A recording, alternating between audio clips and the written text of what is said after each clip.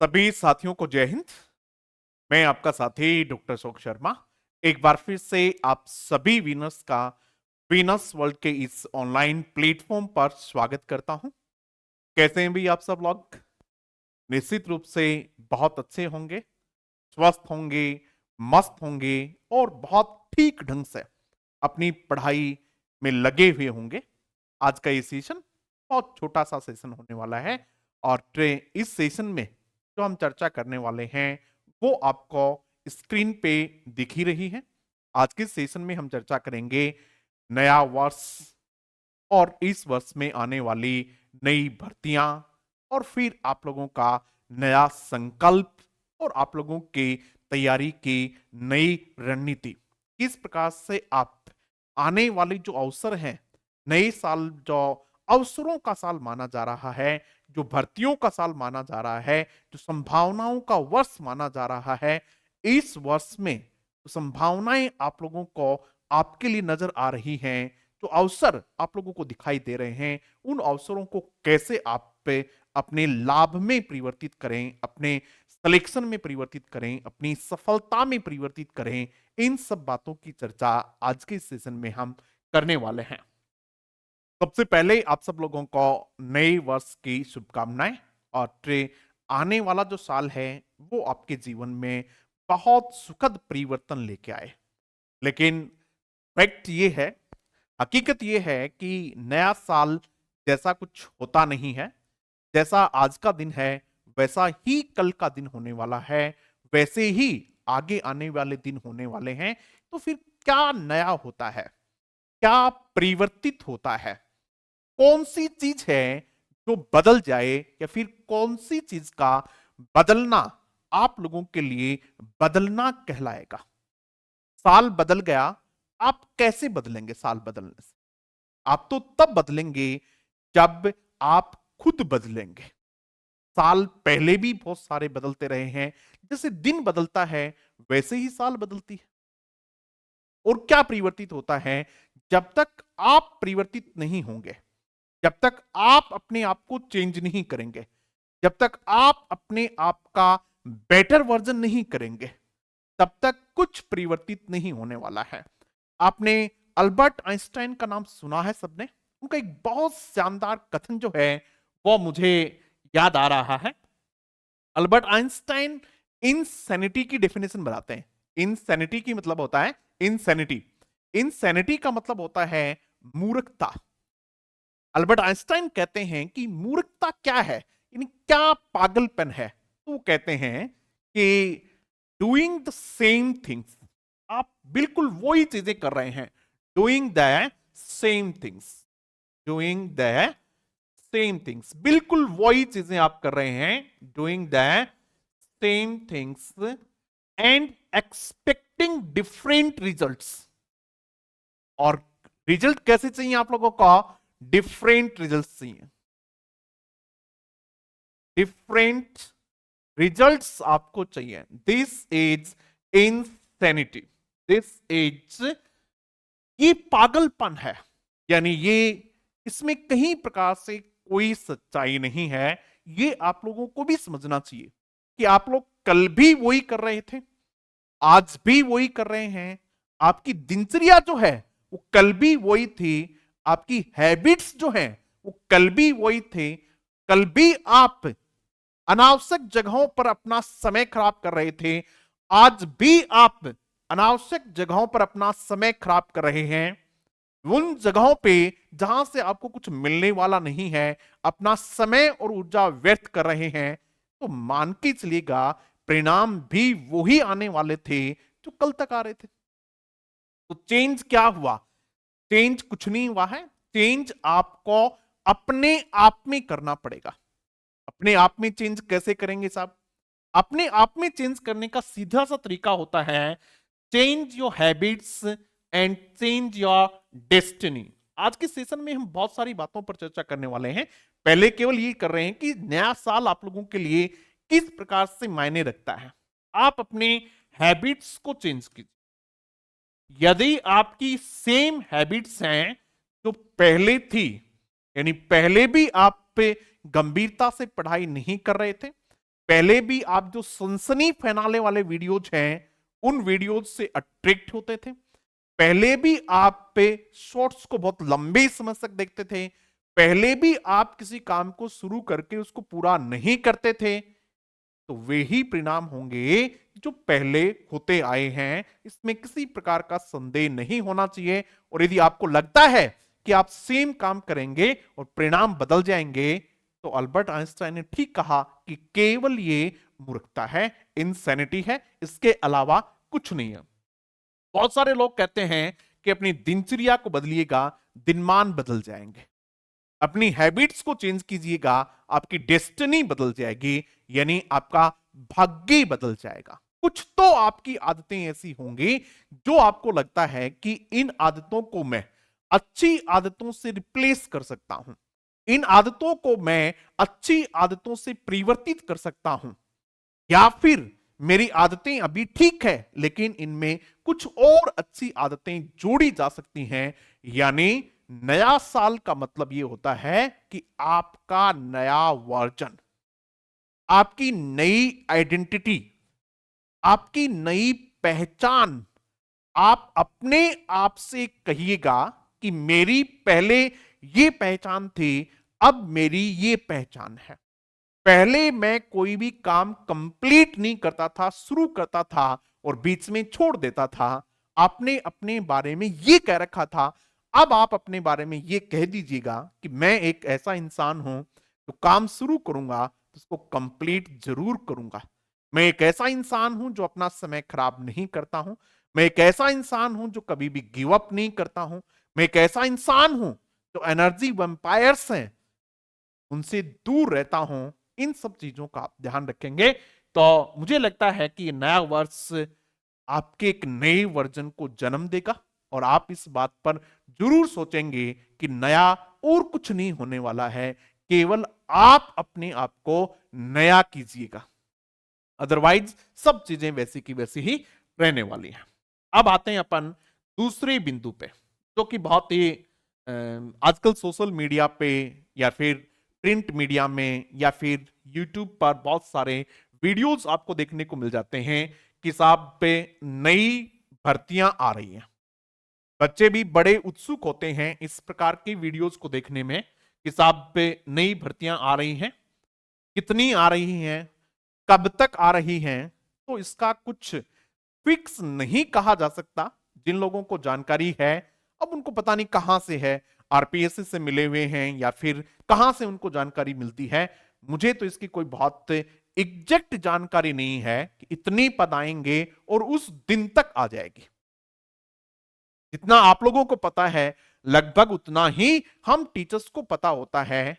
लेकिन हम यहां खड़े होकर आपको कह देते हैं तो आपको थोड़ा सा विश्वास होने लगता है कि वास्तव में भर्तियां आ रही हैं। हमें कहां से पता चलता है? अभी अभी नई सरकार बनी, 100 दिन की कार्य योजनाएं उन्होंने अपनी जारी की। आप लोगों ने भी देखा सोशल मीडिया पे, मैंने भी देखा। तो वहां उन्होंने एक बिंदु लिखा है कि भाई 100 दिन में हम इस प्रकार से खाली जो पद हैं उन पदों को ठीक तरीके से काउंट करवा के उनकी गणना करके अभ्यर्थना भेज के और कोशिश करेंगे कि भाई इस प्रकार का 100 दिन में हो जाए। तो ये तो लगभग तय है कि भर्ती आने वाली है।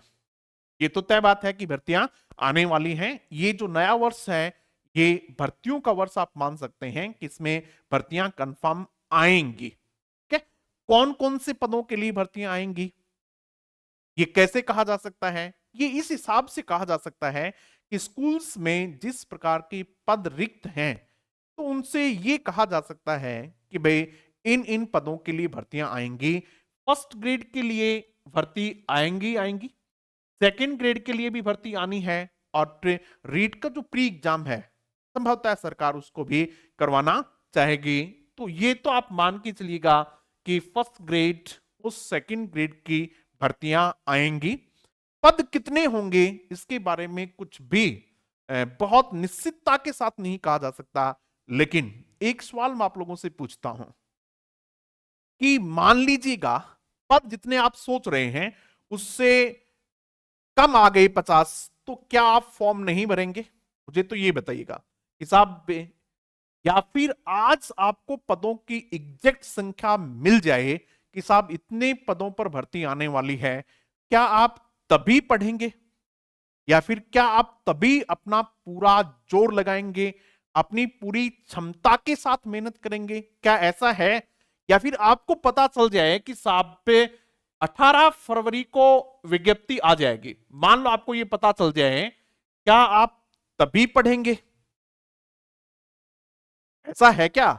नहीं, ऐसा नहीं होना चाहिए। आप ये मान के चलिएगा कि भर्ती आएंगी और पद भी इतने पद आएंगे कि आप तैयारी करें और आपका उसमें सिलेक्शन हो जाए। पदों की संख्या इतनी निश्चित होगी, इसलिए आपको इन बातों पे बहुत ज्यादा माथापच्ची नहीं करनी चाहिए। अलग अलग सोर्सेस से ये पता करने का प्रयास नहीं करना चाहिए कि साहब कितने पदों पर आने वाली है, साहब किस दिन तक विज्ञप्ति आ जाएगी, आज क्या चल रहा है, आज क्या नहीं चल रहा है। एक्चुअली होता क्या है कि आपकी जिज्ञासा जो है, लोग उस जिज्ञासा का फायदा अपने फायदे के लिए उठाते हैं। कैसे उठाते हैं? सब टीचर्स को पता है इस बात का, या फिर जो ग्रुप्स वगैरह आपके टेलीग्राम ग्रुप वगैरह, उनको पता है कि बच्चा क्या सुनना चाहता है। तो टीचर्स, मैं किसी की आलोचना नहीं कर रहा हूं, और अच्छी भी बात है कि भाई वो आपको सूचनाएं देते हैं, ठीक बात है। लेकिन आप लोगों को यह तय करना होता है कि भाई आप उन वीडियोज को ही देखते रहें बार बार, या फिर उन्हीं पे अपना समय खराब करें, या फिर एक बार ये तय कर लिया कि साहब भर्ती आएगी और मुझे क्या करनी है, तैयारी करनी है। अब वो भर्ती 18 फरवरी को आए, 18 मार्च को आए, उससे क्या फर्क पड़ेगा बताओ? और दूसरी बात, यदि आपने इस पे बहुत ज्यादा चिंतन किया कि सब इतनी आने वाली है, उतनी आने वाली है, उस दिन होगा, यहां से ये हो गया, वहां से वो हो गया, क्योंकि बहुत सारे ग्रुप्स बने हुए हैं, ठीक है। तो उस पे क्या होता है कि आप लोगों को इस प्रकार की सूचनाएं मिलती रहती हैं, और फिर आप उनसे डिस्ट्रैक्ट होना शुरू हो जाते हैं। आप अपना समय वहां डालना शुरू कर देते हैं, और जब समय इस तरीके से जाना शुरू होता है, तो फिर वो कहीं भी फायदे की चीज नहीं होती है, वो नुकसान की चीज ही होती है। ठीक है, इतना मान लीजिएगा आप पे कि नए वर्ष में भर्तियां आएंगी, और आप जो मेहनत करोगे उसका फल आप लोगों को मिल जाएगा, ये लगभग तय है। ठीक है, इसलिए अब इस पे बहुत ज्यादा चर्चा करने की आवश्यकता नहीं है। और एक बात मैं और बता दूं आप लोगों को, किसी को बहुत एग्जैक्ट पता भी नहीं है। जो लोग आप लोगों को बता रहे हैं कि भी इतने हैं, उनके पास भी वही सोर्सेस हैं जो आपके पास है। जितना आप जानते हैं उतना ही वो जानते हैं। ऐसा कुछ नहीं है कि भाई वो ब्रह्माजी हैं, या फिर वो सरकार में बैठे हुए हैं, या फिर जब आरपीएससी तय करती है, सरकार तय करती है, तो उन लोगों से फोन करती है कि साहब बताओ कितनी भर्ती दे दें, कितना क्या कर दें, और फिर वो करते हैं। ऐसा कुछ नहीं होता है। इसलिए आप भी जानते हैं उतना ही हम जानते हैं, इससे ज्यादा कुछ भी नहीं है। इसलिए यहां अपना बहुत ज्यादा समय खराब करने की आवश्यकता नहीं है। इतना मान लीजिएगा कि भर्ती आएंगी, और आप अपनी तैयारी बहुत अच्छे ढंग से शुरू कर दो। अदरवाइज आप इधर उधर की बातें सुनते रहेंगे, और लोग तैयारी करने में जो जुटे हुए हैं वो नीचे नीचे तैयारी करते रहेंगे। फिर आपको पता चलेगा साहब उसका सिलेक्शन हो गया, मैं तो फिर रह गया। फिर आप वापस से फिर उन्हीं चर्चाओं में लग जाएंगे। ठीक है भाई, अब चलो आगे बढ़ते अपन हमारा तीसरा बिंदु, जिसपे आज हमें चर्चा करनी है। वो तीसरा बिंदु क्या है? वो देखिएगा, तीसरा बिंदु है नए संकल्प। भाई नई भर्ती आने वाली है, नया साल आ गया है, अब हमारी क्या रणनीति हो, हमारे नए संकल्प क्या हो। क्योंकि बिना संकल्प के, बिना गोल के, बिना लक्ष्य के, बिना डायरेक्शन के, बिना दिशा के, आप लोगों को डिस्ट्रैक्शंस भी अपॉर्चुनिटी नजर आती हैं। आप लोगों को डिस्ट्रैक्शंस जो हैं, आपको जो भटकाव है, वो भी ये नजर आता है कि ये अवसर है। क्योंकि आप अवसर और भटकाव में अंतर ही नहीं कर पाते हैं, और आप उस भटकाव की तरफ बढ़ जाते हैं, और अवसर जो होता है वास्तव में आप उसको छोड़ देते हैं, वो आपसे छूट जाता है। इसलिए आपको संकल्पवान होने की आवश्यकता है। क्या संकल्प आपके होने चाहिए? बहुत बड़े संकल्प लेने की आवश्यकता नहीं है। छोटे छोटे संकल्प, छोटे छोटे डिटर्मिनेशन, छोटे छोटे दृढ़ निश्चय से भी आप चीजों को आगे बढ़ा सकते हैं। आपको ये पता चल गया कि साहब भर्ती आने वाली है, तो सबसे पहली बात जो आप करेंगे वो पहली बात क्या होनी चाहिए? सबसे पहली बात ये होनी चाहिए कि मैं अपनी तैयारी जो है वो समय पर शुरू कर दूंगा। क्या कर दूंगा भाई? मैं समय पर अपनी समय पर अपनी तैयारी शुरू कर दूंगा। ये काम मैं सबसे पहले करूंगा, समय पर अपनी तैयारी। ये सबसे पहला काम जो है वो मैं ये करने वाला हूं कि अपनी जो तैयारी है उसको समय रहते शुरू कर दूंगा। इस प्रकार की बिल्कुल भी चेष्टा नहीं करूंगा, इस बात का बिल्कुल भी इंतजार नहीं करूंगा कि जिस दिन विज्ञप्ति आएगी या फिर जिस दिन एग्जाम की डेट आएगी मैं केवल उसी दिन अपनी तैयारी करूंगा। तब तक तो पता नहीं आएगी या नहीं आएगी, भर्तियां होंगी या नहीं होंगी, एग्जाम होगी या नहीं होगी, तब तक मैं तैयारी शुरू नहीं करूंगा। ऐसा बिल्कुल भी नहीं है। बहुत सारे आपके साथियों ने तैयारी शुरू कर दी है, बहुत सारे बच्चों ने अपनी तैयारी शुरू कर दी है। आपको क्या लगता है कि वो आपसे आगे नहीं है? निश्चित रूप से वो आपसे आगे हैं। समय पे तैयारी शुरू करने वाले के पास बहुत सारे बेनिफिट्स होते हैं। जो समय पे तैयारी शुरू करता है वो इन बिना हड़बड़ाहट के धीरे धीरे अपना सिलेबस कंप्लीट कर लेता है, अच्छे प्रैक्टिस क्वेश्चंस कर लेता है, अपने डाउट्स को पूरे समय के साथ सोल्व कर लेता है, अपना रिवीजन समय पे कर लेता है। यदि कहीं कोई कमी रहती है तो उसके पास उसको सुधारने का पूरा वक्त होता है। ये फायदे होते हैं उनको, इसलिए आपको समय पे शुरू कर देनी चाहिए। यदि आपने अभी तक नहीं की है तो आप कर दें। आप ऑनलाइन कर दें, आप ऑफलाइन कर दें, आप सेल्फ स्टडी से कर दें, आप कहीं भी कर दें, लेकिन तैयारी शुरू कर दें आप अपनी। पहला काम यह है। दूसरा काम क्या है भाई? न केवल मैं तैयारी शुरू करूंगा बल्कि समय पर अपनी प्रेपरेशन, अपना सिलेबस जो है, अपना पाठ्यक्रम जो है उस समय पर कंप्लीट भी कर लूंगा। अपना जो पाठ्यक्रम है वो समय पर पूरा कर लूंगा, समय पर पूरा करूंगा। दूसरा काम मैं ये करूंगा कि अपना जो पाठ्यक्रम है मेरा उसको मैं समय पर क्या कर लूंगा भाई? पूरा कर लूंगा मेरा। यानी दो चीजें होती हैं, आप लोगों को बताता हूं मैं। एक होता है एक्ट, क्या होता है? एक एक्ट और एक होता है अकॉम्प्लिशमेंट। एक होता है एक्ट और एक होता है अकॉम्प्लिशमेंट। एक्ट का मतलब होता है काम। कोई भी आदमी काम कर ही रहा होता है, आप भी काम कर ही रहे हैं। जब आप कुछ भी नहीं कर रहे होते हैं तब भी कुछ न कुछ तो कर ही रहे होते हैं। ये तो मान के चलिएगा कि समय ही खराब कर रहे हो लेकिन कुछ न कुछ तो कर ही रहे होते हैं। अकम्प्लिशमेंट का मतलब होता है काम को अंजाम तक पहुंचाना। अंजाम तक पहुंचाने से क्या मतलब है? जो आपने काम शुरू किया आपने उसको कंप्लीट भी किया। बहुत सारे बच्चे ये नहीं कर पाते हैं। जितने भी बच्चे हैं वो लगभग 100% बच्चे यहां से शुरू करते हैं, यानी वो शुरू जरूर करते हैं। समय पे शुरू करने वाले लोगों की संख्या कम होती है, लेकिन वो शुरू तो जरूर करते हैं। जी कभी भी करते हो, ये 2 दिन ही किए हो लेकिन शुरुआत तो करते ही हैं। लेकिन सफल वे नहीं होते हैं जो शुरुआत करते हैं, सफल वे होते हैं जो समय पे उसको पूरा करते हैं। यानी मैं बीच में नहीं छोड़ूंगा, और बीच में नहीं छोड़ने की भी एक बात और है, मैं कंसिस्टेंट रहूंगा। क्या रहूंगा भाई? मैं, ये संकल्प है आपके, मैं क्या रहूंगा? मैं कंसिस्टेंट रहूंगा। कंसिस्टेंसी को मैं किसी भी हालात में ब्रेक नहीं करूंगा। आप लोगों को बताता हूं, हुसैन बोल्ट का नाम आप सब लोगों ने सुना है, पता नहीं कितने रिकॉर्ड्स उनके नाम हैं।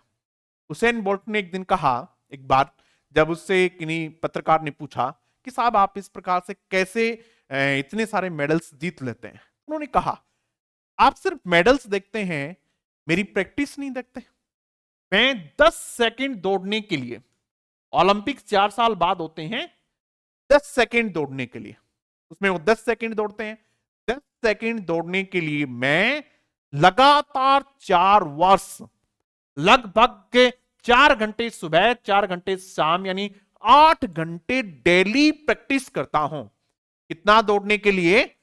केवल 10 सेकंड दौड़ने के लिए मैं 365 दिन यानी साल की सभी दिन 4 साल तक लगातार प्रैक्टिस करता हूं। और यदि इतनी प्रैक्टिस कोई भी कर ले तो कोई भी आदमी हुसैन बोल्ट बन सकता है। मेरे अंदर कुछ भी अलग नहीं है। यानी फिर समस्या कहां है?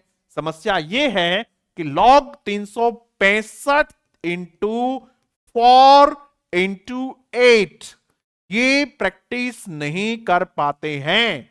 बस यही समस्या है। और जिसने ये प्रैक्टिस कर ली वो आदमी जीत जाएगा, वो हुसैन बोल्ट बन जाएगा। यानी समस्या जो है वो यहां है।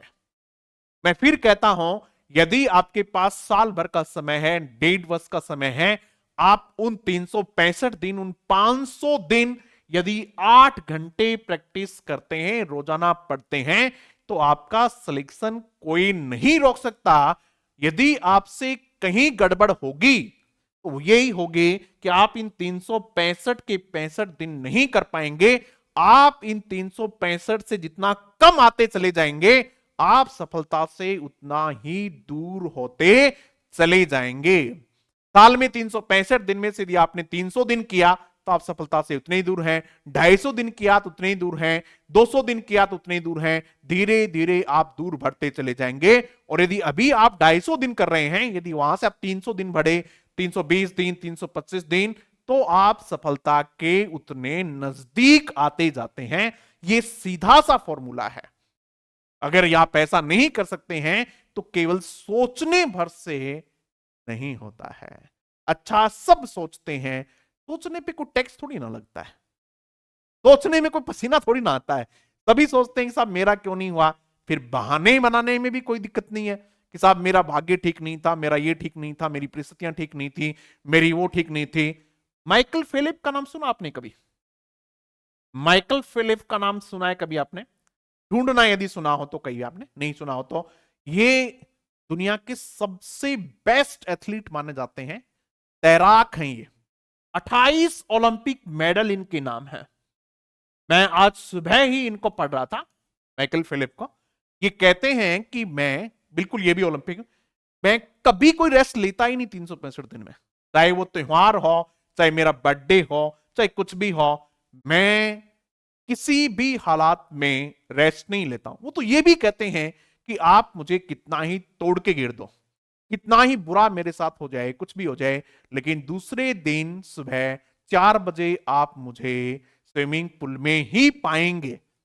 यानी मैं कभी कंसिस्टेंसी नहीं छोड़ता। अब ये आप पे डिपेंड करता है कि आप कितने कंसिस्टेंट हैं, कितने नहीं हैं। यदि आप नहीं हैं तो जो कंसिस्टेंट है वो सफल हो जाएंगे। इसमें कोई बहुत बड़ी दिक्कत वाली बात नहीं है। ऐसा नहीं है कि वो मतलब सरकार, आप कंसिस्टेंट नहीं हैं तभी वो वेट करेंगे कि नहीं नहीं आप कंसिस्टेंट हो जाओ, हम आपको ही लेंगे, नहीं। और बहुत सारे लोग हैं, आप चाहो तो हो जाना यदि आपको सफलता चाहिए, और नहीं चाहिए तो कोई दिक्कत वाली बात नहीं है। आप ये करेंगे। तीसरा क्या करेंगे आप, और आपका क्या संकल्प रहेगा?